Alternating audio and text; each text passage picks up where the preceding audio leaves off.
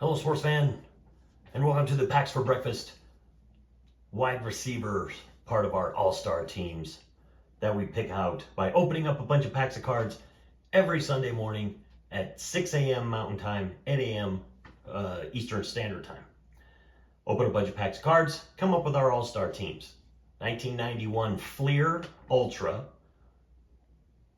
and the 2021 Panini.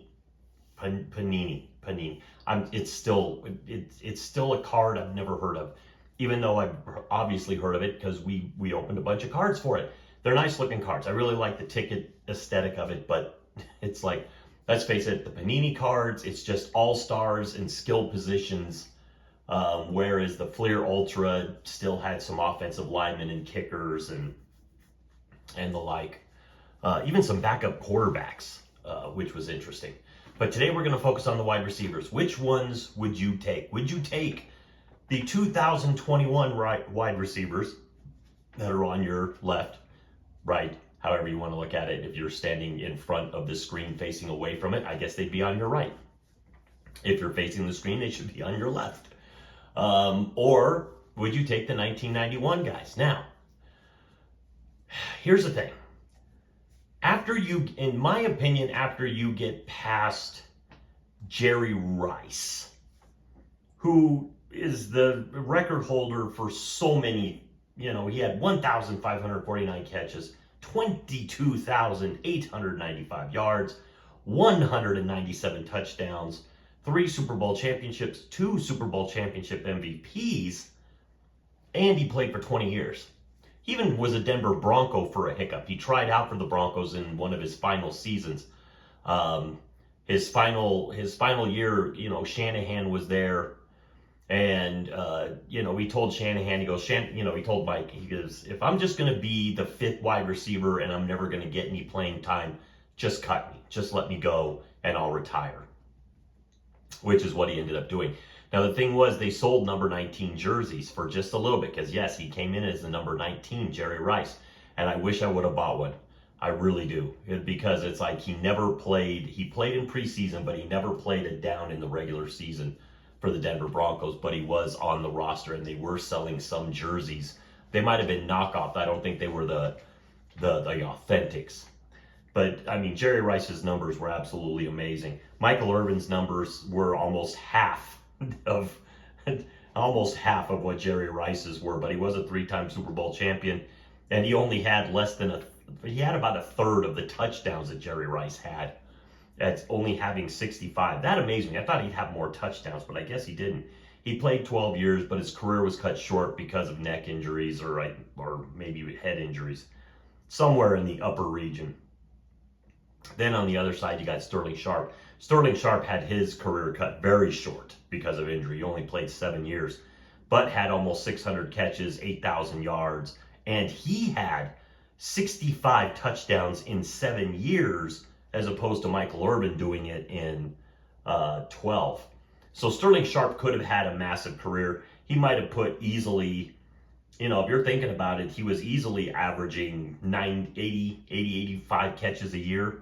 If he could have done that for another 5 years, you could throw up another almost 350 catches to his totals. So he might have been considered legendary at that point. He might have had around 900 catches, could have had, 15,000 yards, and could have easily had 100 touchdowns. But then we'll compare him to the gentleman on the left.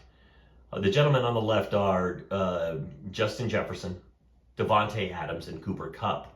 Justin Jefferson, to me, is one of those guys that's really fast-tracking his way to being one of the greats. He's already got 467 catches, a little over 7,000 yards, and 37 touchdowns in 5 seasons. If he can still have a quarterback, if he can make sure a quarterback can always find him, and these are numbers pretty much as of now, as of the recording of this. But if he stays healthy, he's going to have an amazing career. In 5 years, he's averaging almost 80, 85 a game as well. So, once again, you're looking at a guy that could put up maybe 900 to 1,000 receptions, 15,000 yards, and eventually get close to that 100 touchdown mark. Then you have, you know what, this was supposed to be Jamar Chase, but it's not. So we're going to have to go on the fly with Cooper Kupp. I didn't get a Jamar Chase card that I thought I had. I guess he got taken out for Kupp. But we have Davante Adams in the middle. Davante Adams, 11 seasons, 930 catches, 11,443 yards, and he's got 99 touchdowns. Now, this last season has been abysmal for this poor guy. This is one of the better wide receivers to ever play the game as well. He's, you know, it's amazing what numbers he's put up, but his last 2 years with the Raiders and then a little bit here with the Jets, his best years were with Rodgers in Green Bay, and he's struggling a little bit. I don't think that's due to his lack of talent. I just think that he has been with 2 quarterbacks in his last 2 years that haven't gotten him the ball consistently. I think Davante Adams still has another 2-3 years easy that he's going to put up, you know, monster numbers of 80 to 90 catches, over 1,000 yards, and 10 to 15 touchdowns. It's like, and then you got Cooper Kupp. Cooper Kupp, I didn't get his stats. We know that Cooper Kupp had the Super Bowl winning year, almost got 2,000 yards, which would have broke the record. I think he did break the record for most yards in the season, but of course it was in the 17-game season, which means people in their mind are going to put the asterisk there. But he had an amazing year. He's a little bit injury prone, but he, you know, in my opinion, he probably has another 4 or 5 years left. I'm hoping healthy years. With having Puka Nacua on the other side of him, he you know, that could help him maybe.